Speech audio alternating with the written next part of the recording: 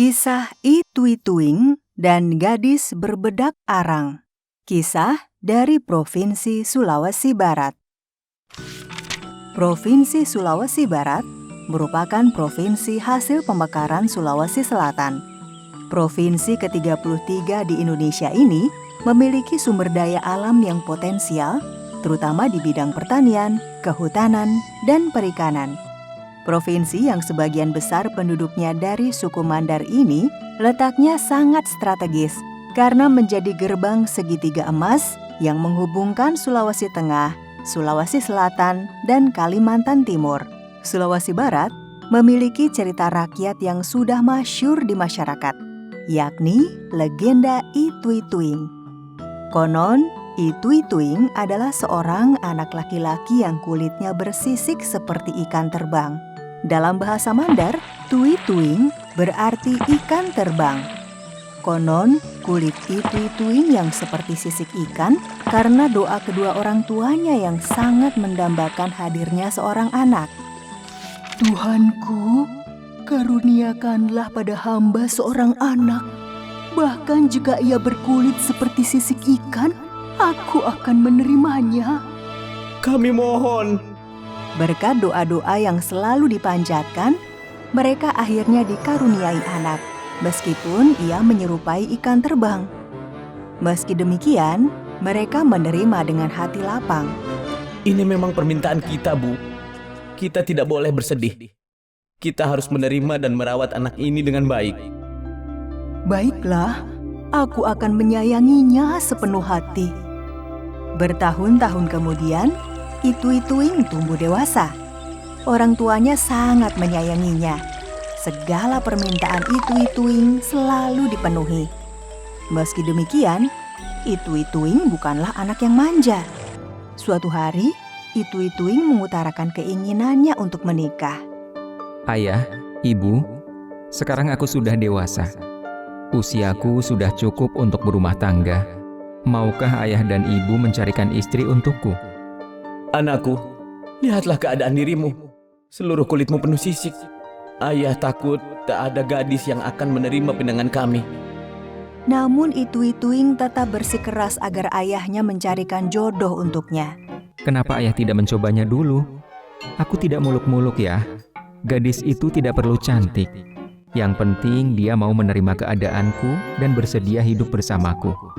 Baiklah anakku, ayah akan mencobanya.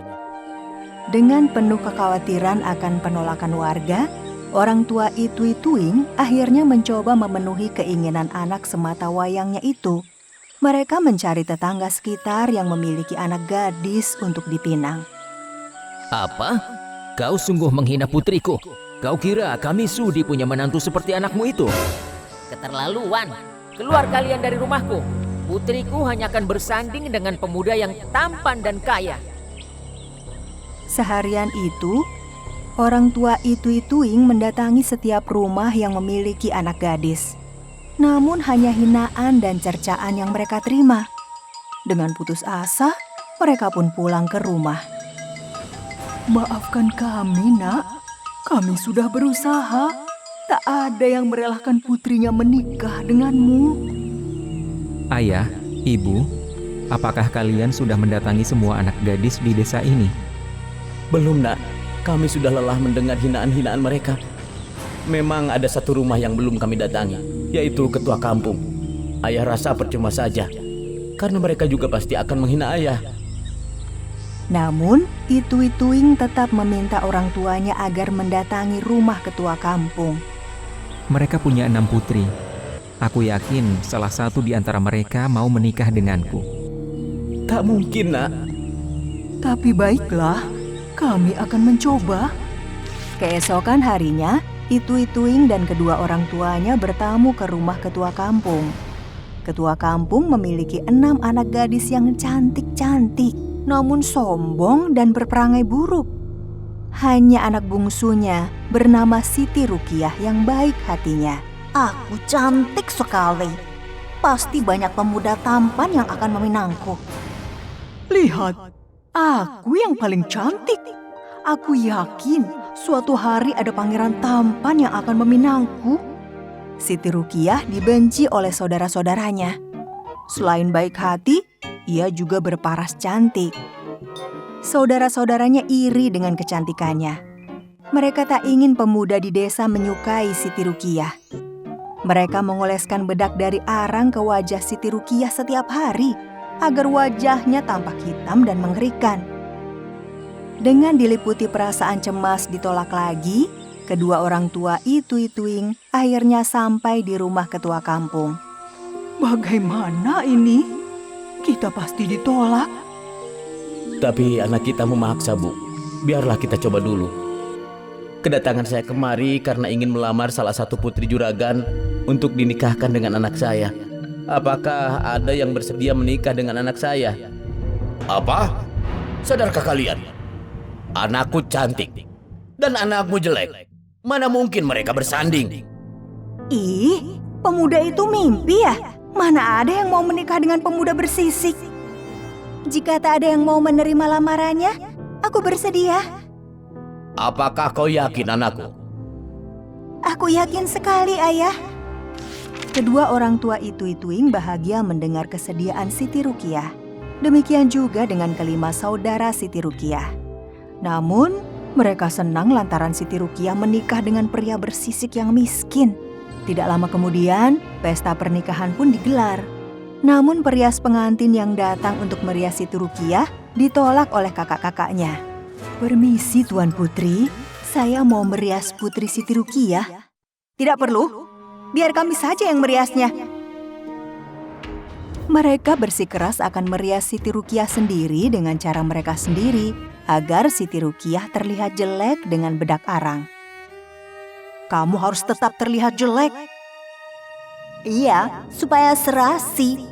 Jadi pasangan yang sama jeleknya. Siti Rukiah hanya bisa pasrah. Ia pun menikah dengan riasan bedak arang. Tamu yang hadir saling berbisik melihat mempelai pria yang bersisik dan mempelai wanita yang berwajah kehitaman. Itui-Tuing dan Siti Rukiah sedih mendengar ejekan-ejekan itu. Namun mereka tidak bisa berbuat apa-apa. Wajahku memang tidak cantik. Sudahlah, jangan hiraukan mereka. Itui-Tuing tidak tega melihat Siti Rukiah bersedih hati. Usai pernikahan, Itui-Tuing akhirnya meminta izin pada Siti Rukiah untuk pergi berobat. Tenanglah, Dik. Aku ingin mengobati kulitku agar bersih. Aku akan kembali lagi nanti. Baiklah, Kanda. Itui-Tuing kemudian bertapa di sebuah danau. Ia berdoa pada Tuhan Yang Kuasa agar kulitnya mulus dan bersih. Ya Tuhan, tolong haluskan kulit hamba. Ajaib, setelah berhari-hari berdoa dan bertapa, Itui-Tuing mendengar sebuah suara. Hai anak muda, mandilah di danau ini, maka kulitmu akan menjadi halus. Mendengar perintah suara itu, Itui-Tuing segera mandi di danau. Ajaib, kulit Itui-Tuing berubah menjadi halus. Sementara itu, di rumah, Siti Rukiah membersihkan diri dari bedak arang. Ia ingin tampil cantik ketika suaminya pulang nanti. Kasihan suamiku, aku harus tampil cantik di depannya.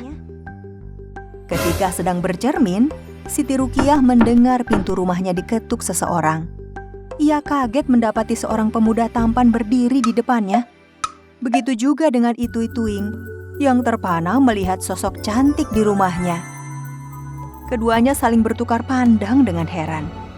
Kanda, apakah benar ini Kanda? Iya, benar, Dik. Selama ini aku bersisik karena orang tuaku meminta kepada Tuhan untuk dikaruniai anak, meskipun bersisik seperti ikan terbang.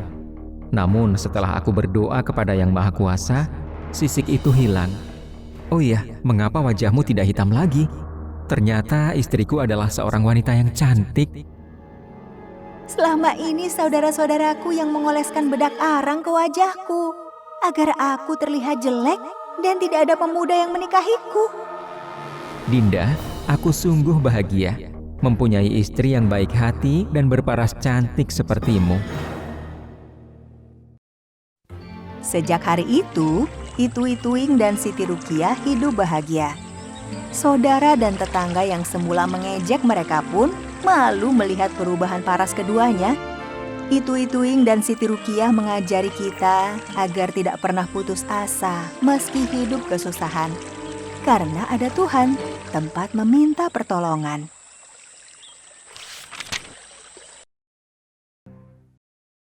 Panglima Lidah Hitam, Sulawesi Barat. Provinsi Sulawesi Barat merupakan hasil pemekaran yang disahkan pada tahun 2004. Provinsi Sulawesi Barat beribu kota di Mamuju yang terletak di pesisir Selat Makassar. Sebagaimana halnya provinsi lainnya di Nusantara, Provinsi Sulawesi Barat juga memiliki beragam cerita rakyat. Salah satunya adalah Panglima Lidah Hitam. Pada zaman dahulu kala, terdapat sebuah istana megah yang berdiri di puncak sebuah bukit. Raja Balinapa, dialah sang pemilik istana megah di puncak bukit tersebut. Meskipun sudah berkuasa selama puluhan tahun, sang raja tetap mempertahankan tahtanya. Sepertinya dia ingin berkuasa untuk selama-lamanya. Untuk menjaga agar tubuhnya tetap bugar dan sehat, Raja Balinapa rajin berlatih perang, menunggang kuda, serta memanah. Setiap beberapa bulan sekali, Raja Balinapa selalu menyempatkan dirinya berburu di hutan. Karena tidak ingin kekuasaannya jatuh ke tangan orang lain, Raja Balinapa juga tidak segan bertindak kejam. Ratusan hingga ribuan orang yang dianggap membahayakan kekuasaannya dikirim ke penjara.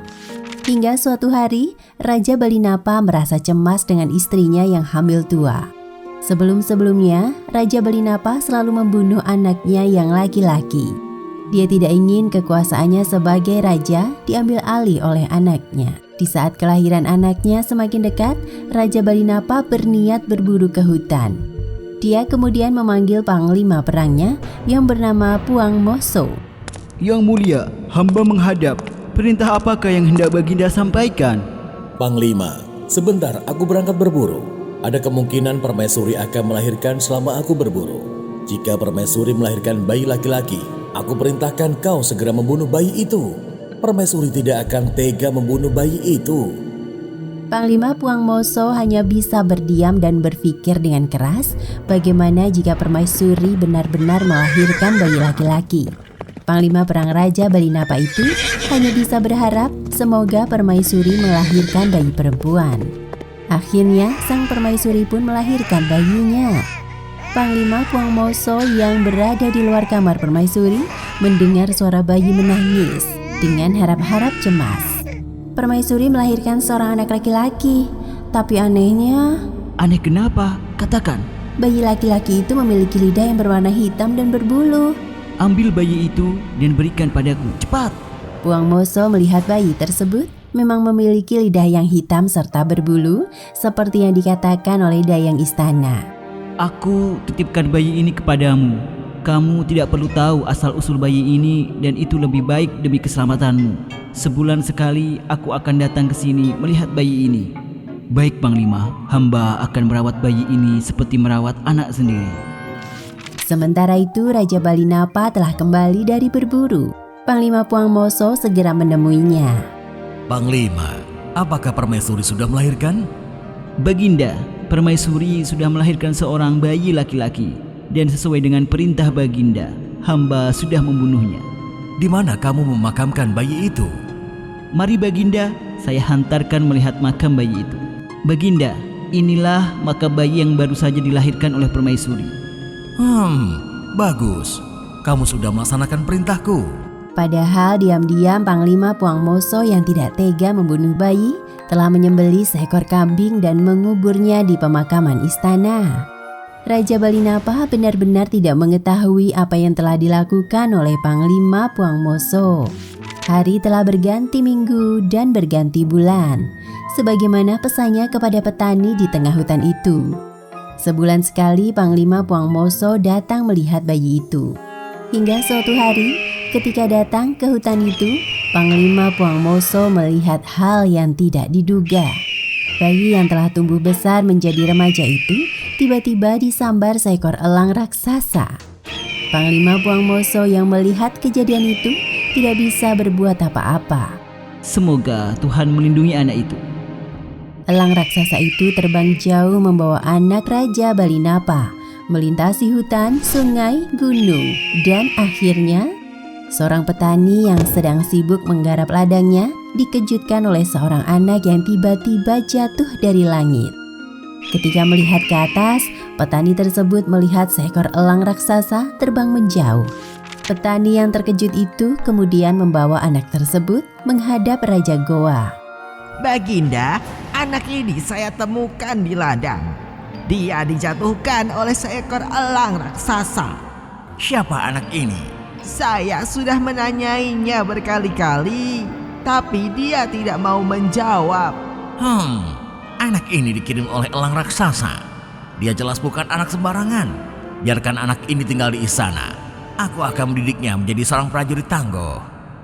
Begitulah akhirnya anak yang diselamatkan oleh Panglima Puang Moso itu terdampar di istana kerajaan Goa. Raja Goa yang melihat keistimewaan anak tersebut merawatnya dan melatihnya dengan berbagai keahlian sebagai seorang prajurit. Tidak terasa waktu terus berlalu. Anak Raja Balinapa itu telah menjadi seorang laki-laki dewasa yang memiliki banyak keahlian sebagai seorang prajurit.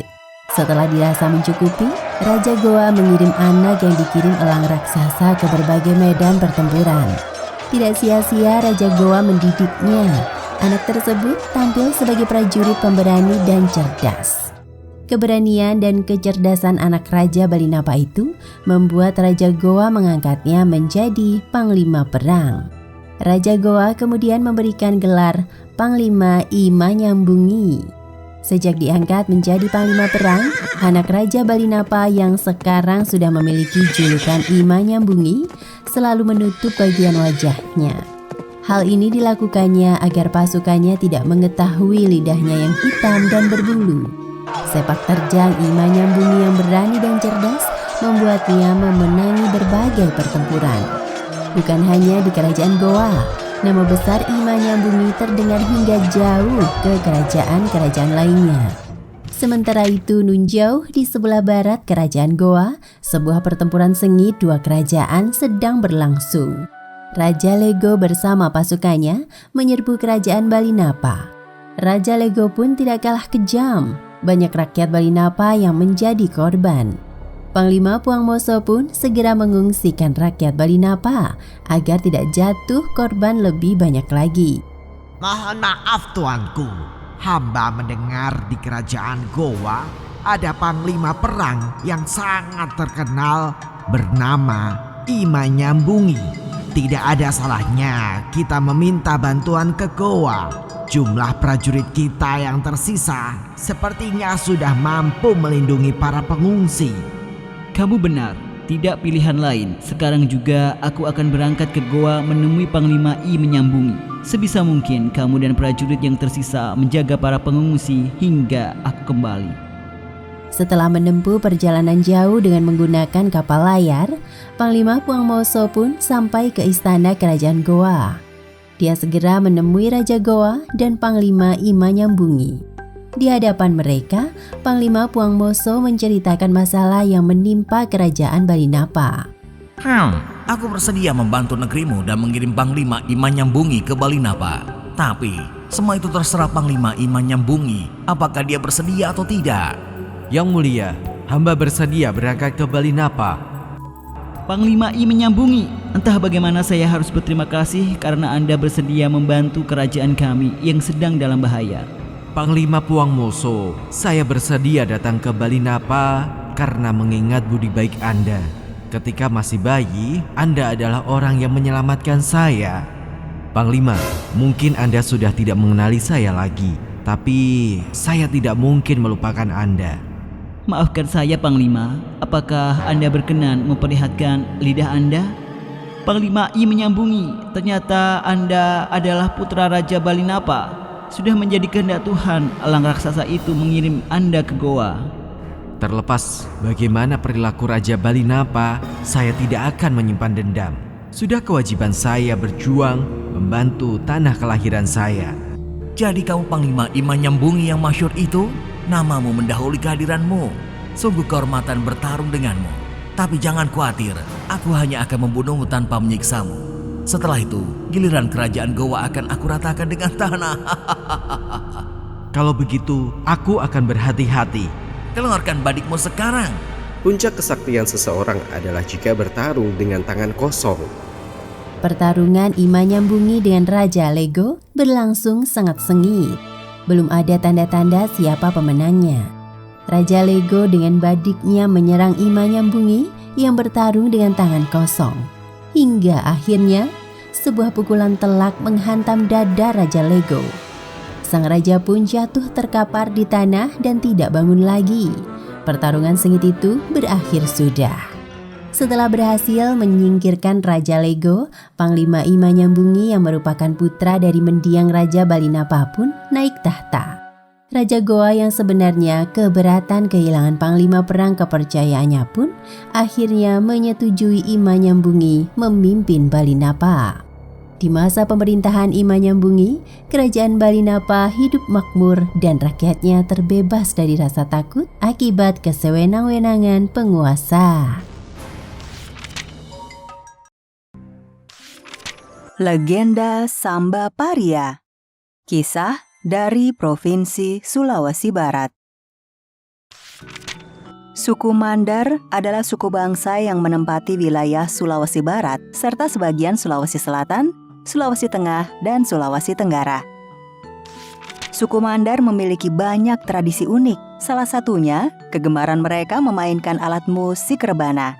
Kebiasaan inilah yang kemudian dinamakan Marawana atau Parawana atau yang artinya bermain rebana. Seperti suku lainnya, suku Mandar juga memiliki kisah legenda tersendiri yang dikenal di tengah masyarakat. Salah satunya, legenda Samba Paria. Alkisah, di Desa Mandar, Sulawesi Barat, hiduplah seorang gadis cantik jelita bernama Samba Paria. Ia hidup bersama seorang adiknya yang masih kecil. Kakak beradik itu yatim piatu yang hidup sebatang kara di sebuah rumah panggung di tengah hutan belantara. Begitu terpencilnya, dari kejauhan rumah mereka hampir tak terlihat. Selain tertutupi pepohonan rindang di sekitarnya, rumah itu juga diselubungi oleh tanaman paria atau pare yang menjalar mulai dari tiang, tangga, dinding hingga ke atap rumahnya. Itulah sebabnya gadis cantik itu dipanggil Samba Paria. Ya, jatuh yepaku, Kak. Biarlah, yepamu sudah kotor dan tidak layak lagi untuk dimakan. Di waktu yang bersamaan, rombongan Marakdia dari daerah pesisir Tanah Mandar sedang berburu binatang di hutan itu. Mereka datang dengan menunggangi kuda dan membawa serta beberapa ekor anjing pemburu yang sudah terlatih. Tidak jauh dari rumah Samba Paria, rombongan Marakdia melepaskan tali anjing-anjing pemburu dan membiarkannya pergi mencari mangsa di tengah hutan. Sembari menunggu anjing pemburu selesai mencari mangsa, rombongan Marakdia beristirahat di bawah pepohonan. Tidak berapa lama kemudian, seekor anjing kesayangan raja kembali sambil menggigit sesuatu di mulutnya. Pengawal, cepat ambil benda itu dan bawa kemari. Hamba laksanakan, Tuan.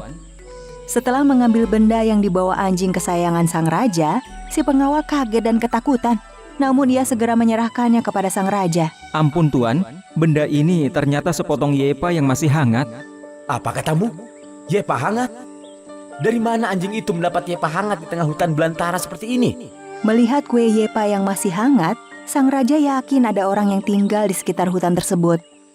Pasti ada seseorang yang tinggal di sekitar sini. Tak berapa lama, anjing pemburu sampai di depan rumah Samba Paria yang diselubungi tanaman pare. Sang raja hampir tidak percaya melihat sebuah rumah di tengah hutan belantara itu. Tidak ingin menunggu lama, ia pun segera menaiki beberapa anak tangga. Permisi, apakah ada orang di dalam? Beberapa saat kemudian, pintu rumah itu terbuka pelan-pelan.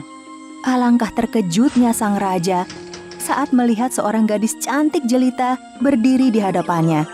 Aduhai, cantiknya gadis ini. Saat itu pula, hati sang raja tiba-tiba berdetak kencang. Rupanya ia jatuh hati kepada Samba Paria. Hati Samba Paria pun bergetar tidak karuan, tetapi bukan karena jatuh hati, melainkan karena ia tahu bahwa orang yang sedang berdiri di depannya adalah seorang raja. Samba Paria yang masih terkejut akhirnya tersadar dan mempersilahkan sang raja masuk ke rumahnya sembari memberi hormat. Silahkan masuk, Tuan, dan silahkan duduk. Terima kasih. Kalau boleh aku tahu, siapa namamu dan kamu tinggal bersama siapa di rumah ini? Ampun, Tuan. Hamba Samba Paria. Hamba tinggal di rumah ini bersama adik hamba yang masih berumur 10 tahun. Aku adalah raja di negeri ini. Aku bersama beberapa orang pengawalku sedang berburu binatang di hutan ini. Oh iya, aku sangat haus. Bolehkah aku minta air minum? Mendengar permintaan sang raja, Samba Paria pun segera menyuruh adiknya untuk mengambilkan air. Namun ternyata air persediaan mereka sudah habis. Kak, air di dapur habis. Ampun, Tuan. Kebetulan persediaan air minum hamba telah habis.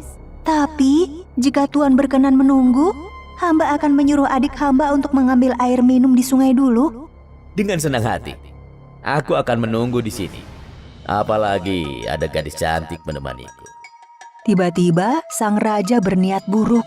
Ia ingin menculik Samba Paria untuk dijadikan permaisurinya. Maka, sebelum adik Samba Paria berangkat ke sungai, sang raja berpura-pura meminjam tempat airnya. Ia melubangi tempat air yang biasa digunakan Samba Paria untuk membawa air. Nah, ini wadahnya. Ambil yang banyak dan cepat kembali ya. Baik, Tuan. Setelah adik Samba Paria pergi ke sungai, sang raja tidak menyia-nyiakan kesempatan itu. Ia segera memerintahkan beberapa pengawalnya yang menunggu di depan rumah agar membawa Samba Paria ke istana. Pengawal, bawa segera calon permaisuriku ini. Baik, Tuan. Ampun, Tuan. Jangan bawa hamba ke istana. Kasihan adik hamba jika ditinggal sendirian di sini. Hah? Biarkan dia sendirian di sini dimakan binatang buas. Samba Paria pun semakin panik karena adiknya belum juga pulang dari sungai. Sang adik pasti akan mencarinya jika para pengawal itu membawanya ke istana. Samba Paria segera mencari cara agar dapat meninggalkan jejak sehingga adiknya mengetahui kemana arah perginya. Ampun, Tuan. Sebelum Tuan membawa hamba, bolehkah hamba mengajukan satu permintaan? Apakah itu? Katakanlah. Bolehkah hamba membawa daun paria?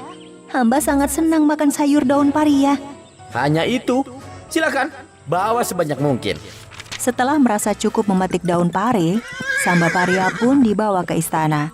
Dalam perjalanan menuju ke istana raja, Samba Paria menyobek-nyobek daun pare dan membuangnya di sepanjang jalan yang dilaluinya. Ia berharap adiknya dapat mengetahui jejaknya. Sementara itu, adik Samba Paria baru saja kembali dari sungai, akan tetapi tanpa membawa air sedikit pun. Sesampainya di depan rumahnya, ia melihat pintu rumahnya tertutup rapat. Kenapa sepi begini? Apakah rombongan raja itu sudah pergi? Kak! Kak Samba! Adik pulang! Berkali-kali ia berteriak, namun tidak mendapat jawaban dari kakaknya. Akhirnya ia pun langsung membuka pintu. Alangkah terkejutnya anak itu setelah mengetahui kakaknya tidak ada di dalam rumah. Ia kemudian mencarinya di sekitar rumah, namun tidak juga menemukan kakaknya. Kak! Kak! Kakak di mana? Kakak! Kakak! Ketika tengah menangis, tanpa sengaja pandangan anak itu tertuju pada sobekan daun pare yang berserakan di sepanjang jalan di depan rumahnya. Akhirnya ia pun mengerti bahwa kakaknya dibawa pergi oleh rombongan raja tersebut. Tanpa berpikir panjang lagi, ia pun mengikuti sobekan daun pare itu untuk mencari kakaknya. Setelah menempuh perjalanan selama 2 hari, akhirnya sampailah ia di rumah raja, sebuah rumah panggung yang sangat megah. Di samping luar rumah itu, adik Samba Paria berteriak memanggil kakaknya yang sedang dikurung di sebuah kamar agar tidak keluar menemui adiknya. Kak! Kak Samba! Kak! Kakak Samba! Jika kakak tidak sudi menemui adik, perlihatkanlah separuh wajah kakak di jendela. Jika adik tidak boleh melihat wajah kakak, perlihatkanlah tangan kakak. Jika kakak masih menyayangi adik, tunjukkanlah kaki kakak. Mengira sang kakak tidak sudi lagi menemuinya, akhirnya anak kecil itu pun berpesan. Baiklah, jika kakak tidak sudi menemui adik, maka adik akan pulang ke rumah. adik akan menanam sebatang pohon kelor di sini. Jika batang kelor ini layu, berarti adik sedang sakit keras. Dan jika batang kelor ini mati, berarti adik juga mati. Samba Paria hanya bisa menangis mendengar semua pesan terakhir adiknya dari dalam rumah itu. Ia selalu mengkhawatirkan nasib adiknya yang tinggal sendirian di tengah hutan. Untuk mengetahui keadaan adiknya, setiap hari ia mengintip batang kelor itu melalui jendela rumah. Mengetahui kondisi itu, Samba Paria mulai panik. Ia khawatir jika adiknya harus hidup seorang diri di dalam hutan belantara. Ia pun segera mencari cara agar bisa melarikan diri dari istana raja. Suatu ketika, sang raja pergi berburu. Samba Paria segera mengajak dayang-dayang istana pergi mandi di sungai yang berada tidak jauh dari istana.